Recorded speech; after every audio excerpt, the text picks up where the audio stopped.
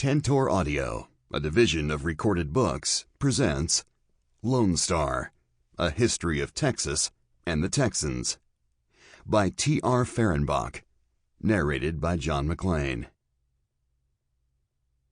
Forward to the 2000 edition. Techniques change daily, social mores over decades, but the basic nature of societies changes more slowly, if at all. Change in Texas over the past 30 years has been neither as rapid nor as profound as many predicted, and some would have preferred, in the 1960s. The reasons are logical. The Texan mystique was created by the chemistry of the frontier in the crucible of history, and forged into an enduring state of heart and mind. This may not be an entirely rational state, but then there is not much rationality attached to ethnic identity, whether Texan, French, or Israeli. Meanwhile, Texas, through the last half of the 20th century, has suffered little history. There has been enormous growth and a splendid record of economic development, which are not the same thing. This economic infrastructure may endure or crumble, but it will not spawn the trials, myths, and legends that explain the creation. This is why so little good historical explanation has been written of the 20th century, and why 19th century Texas, from the Alamo to trail drives to Spindletop, will still fascinate Texans in future centuries. Records of economic development do not lend themselves to heart-stirring narratives, and history, after all, is not mere facts and figures, but the telling of the human story.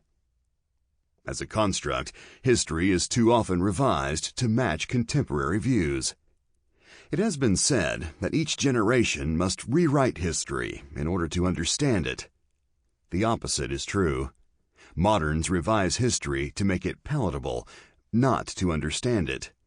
Those who edit history to popular taste each decade will never understand the past, neither the horrors nor glories of which the human race is equally capable, and for that reason, they will fail to understand themselves. The 1968 Lone Star was in some ways highly original. It was more a panorama of perceptions than a book of facts and figures. At each stage of history, the narrative was largely drawn from contemporary sources. I have seen no reason to change this, which makes the current edition an update, not a revision, from the ephemeral perspectives of the 90s. T.R. Fehrenbach, September 1998. Forward to the 1968 edition. This book was put together from an enormous total of scattered and sometimes conflicting sources, general histories published in the United States and abroad, documents, manuscripts, and archives in English, Spanish, German, and French, historical and scientific quarterlies, private journals, family records, and letters, 19th century newspapers and official papers of several governments. I have also drawn on specialized works on subjects ranging from anthropology to zoology and from geology to firearms. I have generally followed published works. Notation of any unpublished source is made in the text. Because this is a general work, I have not interrupted the flow with irritating footnotes. A tremendous amount of Texas historical material exists. There are county, city, and regional histories, besides the general histories and the usual documents.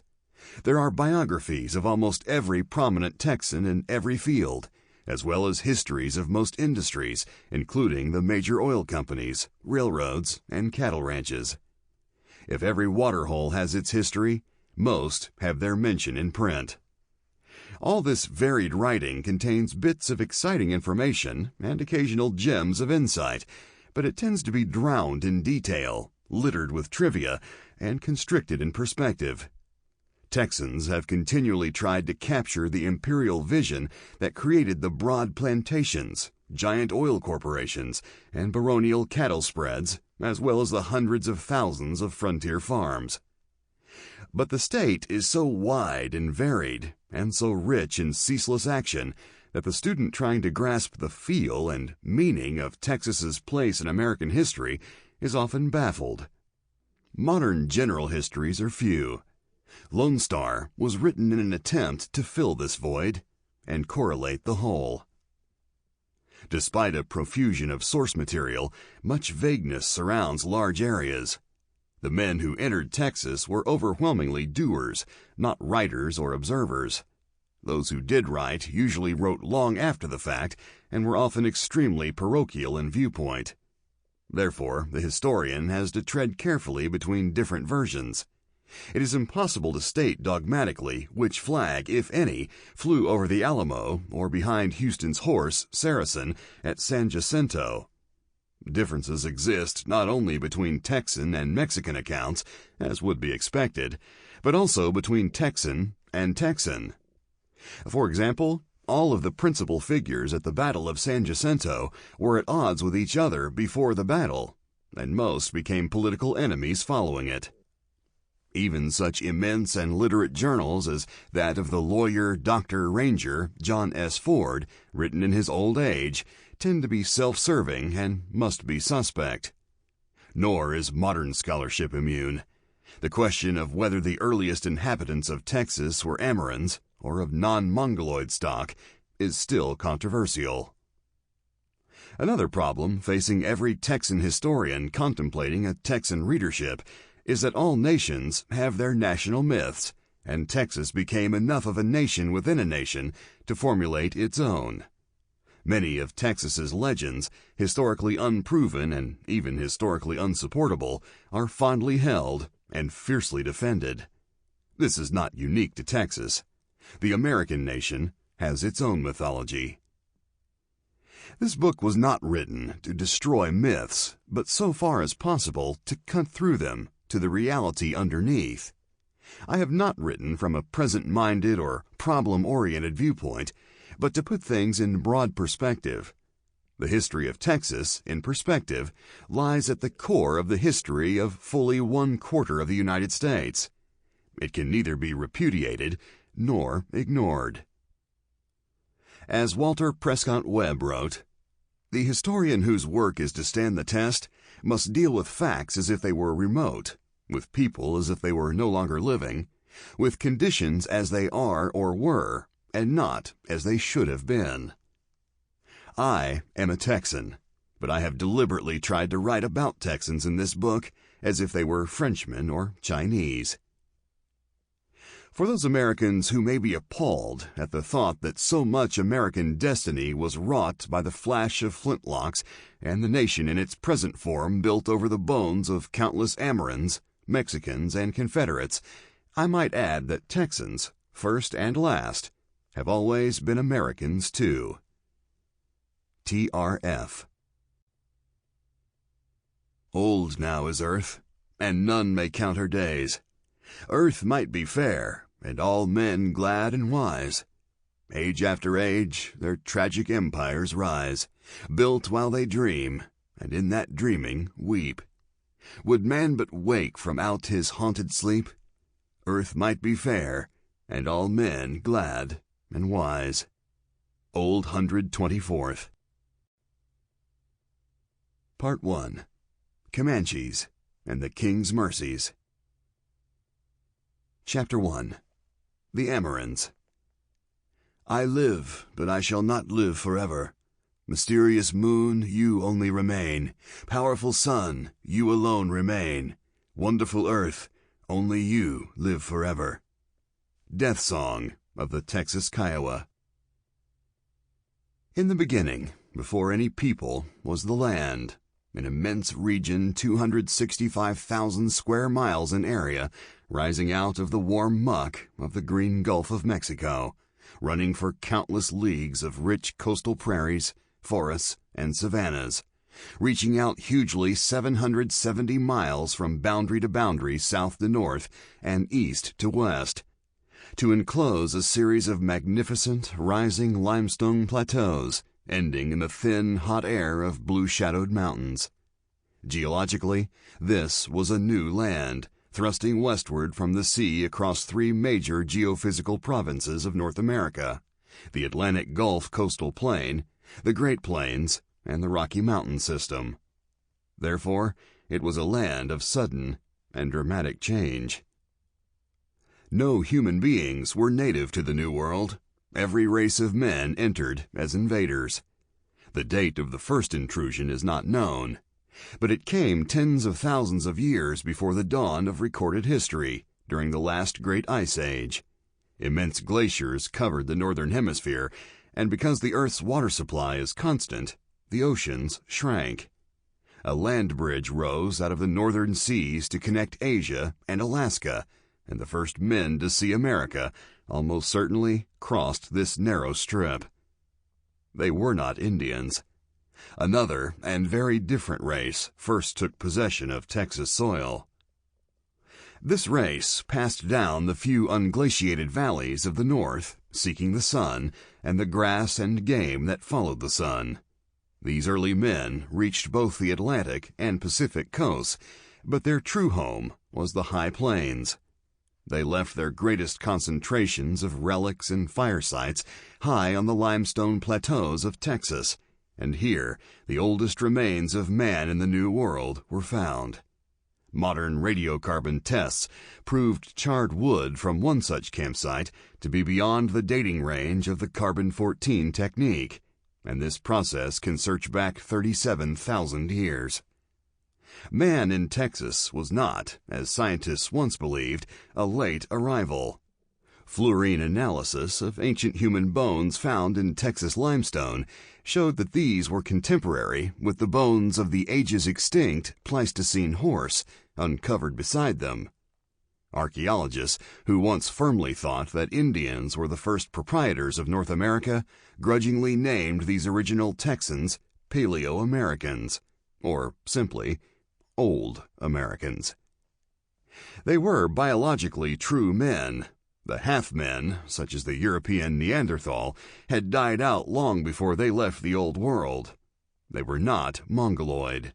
The skulls they left behind were long-headed, more long-headed than any race of modern men. They had massive teeth, and their leg bones were flat and curved. They were more unlike American Indians than white men are different from Chinese, and they may have been a Caucasoid race that roamed east out of Central Asia in the human dawn. The old Americans entered Texas with hundreds of thousands of years of human evolution and social development behind them. They were erect, gregarious, symbol and weapon-using, and therefore intelligent. They had fire, wore fur and skin garments, and made tools of flint and bone. They chipped beautiful stone spearheads, thousands of which they left behind. They were mentally and physically equipped to conquer new worlds. Like all Pleistocene or Ice Age men, they were hunters. They roamed across the high plains, leaving their tools and bones from Clovis, New Mexico, to Abilene, Texas, and from Abilene east to the banks of the Pedernales, just above the Balcones Escarpment. Their favorite hunting ground was the Llano Estacado, the Staked Plains, the home of the ancient American elephant. Magnificent animals lived on the high plateaus in those times. The awe-inspiring Elephas columbi, or Columbian elephant, the mammoth, the mastodon, the ground sloth, and the ancient bison, a beast twice the size and probably 4 times the weight of the modern buffalo. The old Americans must have been an incredibly tough, almost inhumanly courageous race. They pursued and killed all these animals with flint-tipped spears. They roasted meat in great kitchens or middens in the limestone. They flaked new flints around their fires, and they must have roared great hunting and victory songs to the Pleistocene moon. They left no old bones. Life was hard and incredibly dangerous. Men probably rarely lived beyond 18 or 20 years, and females not much longer. They may have made flutes and drums, and they may have worshipped their god or gods, but nothing more of their culture has survived, with one fantastic exception. These were the great stone heads found in the bed of the oldest trace of the Trinity River, 70 feet above the present floodplain. Paleontologists consider these heads the most exotic relic unearthed in North America. The heads, discovered among the bones of the Columbian elephant and the giant mastodon, were tooled from rock. One weighed 135 pounds, one 60, and the third an even 100. The first two massive heads were recognizably human. One frowns, one smiles. The third, and largest, weird, inhuman, can only represent some unknown force or beast. The old Americans wandered across the high plateaus for many thousands of years. But nature is never constant, and the world is never made. The land changed. The vast ice sheets retreated north, the rivers dug deeper into the earth, and the lakes dried. The lush land that had been Texas grew hotter, harsher. The woolly mammoth disappeared. Something happened to the elephant. Perhaps, like the ground sloth and the mastodon and small native horse, it was pushed on its way to extinction by Paleo-American spears. The Pleistocene ended, and the Pleistocene animals died. The old Americans vanished with them. Whether the race died out or merely changed so much over the millennia as to be no longer recognizable is unknown. But there were already new conquerors, new proprietors on the land. Before the land bridge sank, other men crossed from Asia and pushed out across the Great Plains. Some went east and some west, and some did not stop until they had climbed the Andes, thousands of miles to the south. The new men were definitely Asian. They were Mongoloid in skin shade, hair form, and color, and other ways. These were the Amerinds, or American Indians, as Europeans later named them. They called themselves, in hundreds of different tongues, merely the people, or sometimes the real humans. Like the old Americans, the Amerinds came as hunters and gatherers. But besides their racial stock, they differed from the Paleo-Americans in many ways. The old Americans apparently came in a single invasion over a relatively short period of years. There were never very many of them, and they preserved a certain cultural unity. Old American spear points, for example, never varied much from place to place, or over thousands of years. The Amerinds came in a long series of invasions, a genuine Völkerwanderung that had not completely ceased by historic times. By about 5000 BC, these invasions were in full swing, and they continued for thousands of years. The ice was gone. Instead of a few unglaciated routes, the Amerinds could choose 1,000 corridors south. Some remained for long periods in the north before they left, and some never roamed at all.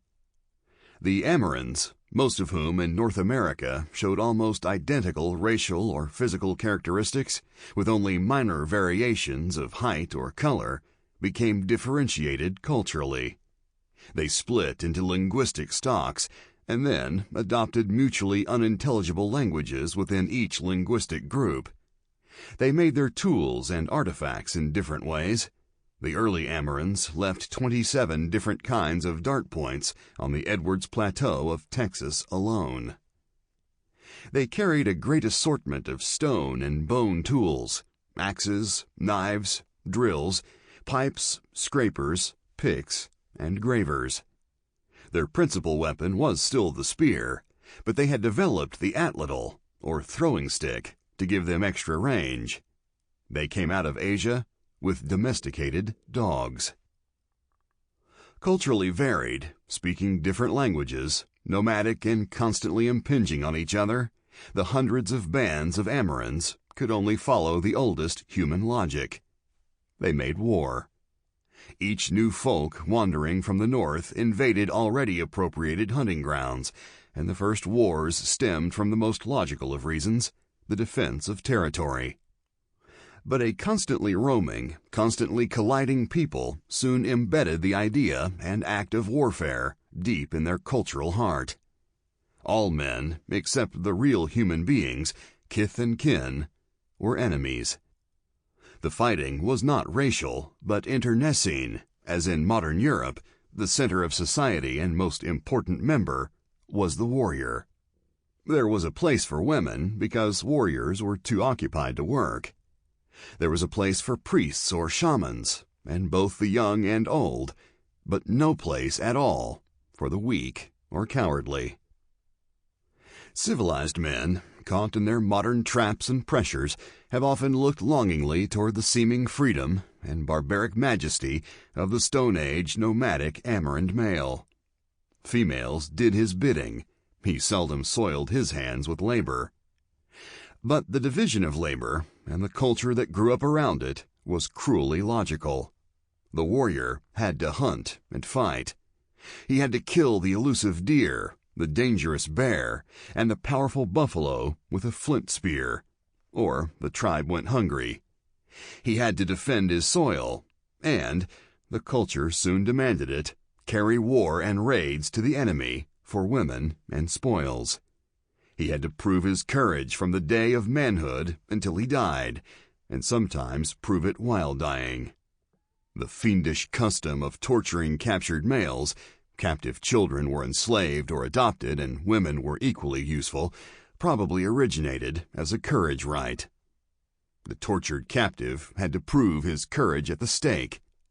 The tormentors had to gain moral superiority by breaking it. Significantly, whatever sadistic pleasure they got out of it, almost all Amerinds considered it an evil omen if a prisoner defied their tortures and died well. Virtually all Amerind peoples took scalps from the bodies of their enemies, living or dead, and every warrior lucky enough to secure them wore or displayed them in various ways.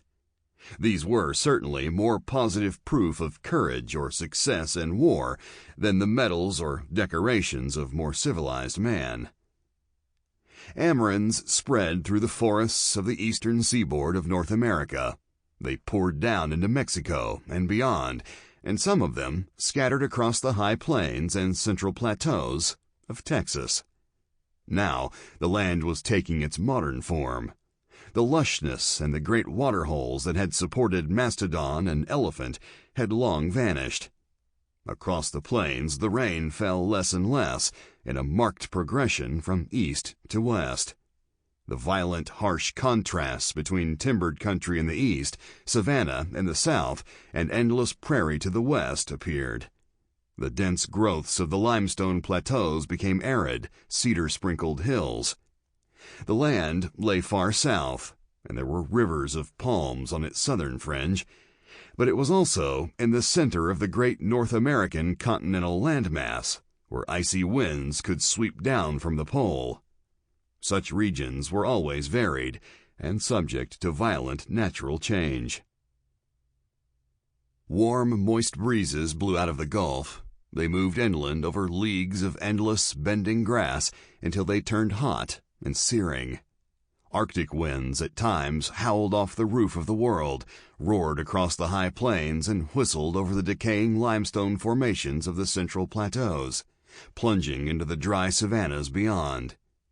In spring, warm and cold winds met and warred, with brilliant electricity, ice rains, and dark funnels that dipped and tore the ground. Nature was always hard, and frequently at war with itself. Over the whole land the sun burned, not the distant friendly orb that filtered light through European forests, but a violent brassy engine that browned the earth and made the hillsides shimmer with heat. The moon hung low and silver cold beyond the ephemeral night clouds against a black blaze of stars. On each successively higher prairie or plateau, the land stretched out, fairly level, further than any living eye could see. There were few boundaries anywhere, and then sharp ones, where the trees ended and the land became an ocean of soughing grass, where the high mesa turned to blue-mountained, dusty desert, where the rolling, grassy, mesquite-studded savanna etched up into the flinty Balcones scarp. The regions were wider than modern European nations, the subregions larger than Atlantic seaboard states. Over it all the wind blew, now south, now north. Endless land and eternal wind, it made all animal life restless, long-visioned, volatile, and free. The Amorans who entered this harsh, changeable country may have seen no beauty in it, nor learned to love it, until a generation had been born there. The tribes who scattered through it in the Amoran Archaic Age were not notably successful. They were tough and hardy, but they were on foot. They were in open country, armed with flint knives, stone axes, and flint spears. For some thousands of years they did not have the bow and arrow. Bison dotted the plains, but even this modern buffalo, a fraction of the size of the ancient Pleistocene bison, was a formidable beast to attack on foot, at arm's length. More important, it was impossible for the tribes to follow the buffalo on their great migrations north and south over the arid plains. The hill country, where the ancient limestone formations frayed out above the Balcones escarpment in spectacular scenery, supported deer and bear and smaller game. But there was not enough of this, nor sufficient easily killed animal flesh upon the grassy savannas to the south, for Texas tribes to live off the fat of the land.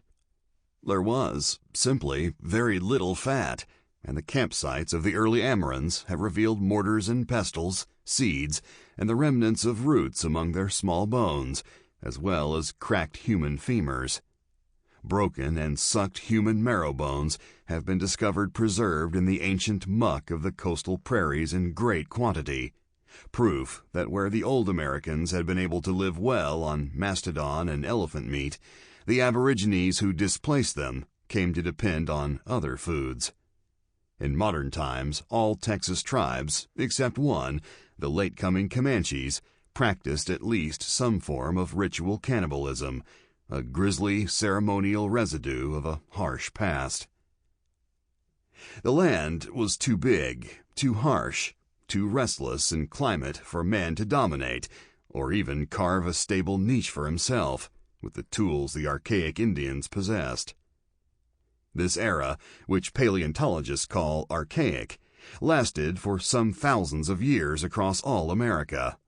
The invention of the bow, about the time of Christ, did not make life much easier, except that now birds and more small game were added to the Amoran diet. The great change, which ushered in the Neo-American Age, was the agricultural revolution. In America, as everywhere on Earth, this was the greatest social and economic revolution mankind ever experienced, beside which the Industrial Revolution was a mere change of phase. Several thousand years before Christ lived, certainly long before 2500 BC, for radiocarbon-dated seeds have been discovered in New Mexico as of that date, the Amorans of Middle or South America discovered how to domesticate maize, or Indian corn. Just as all mammalian life is dependent, in the final analysis, upon water and grass, all human civilization is based on the controlled growth of some cereal grain, whether rice or wheat or corn. No civilization could exist without cities, the words are synonymous, and no stable populations could live without a dependable food supply.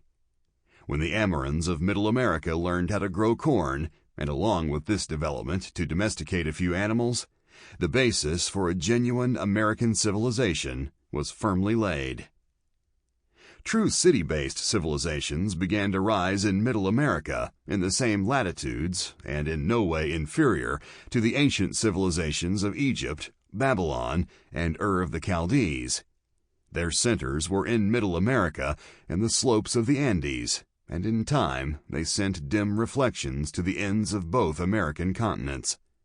There was no single Amoran civilization, but a series of connected cultures, which, in the hands of different peoples, rose, flourished, withered, and were restored. The Aztecs of the Valley of Mexico and the Incas of Peru were merely the conquerors and stabilizers of what was already a very ancient culture, and both took command within recent pre-Columbian times. In Mexico, many miles to the south of the Texas plains, a succession of Mayan, Toltec, and other cultures farmed the soil, grew large populations, and erected vast... Sample complete. Ready to continue?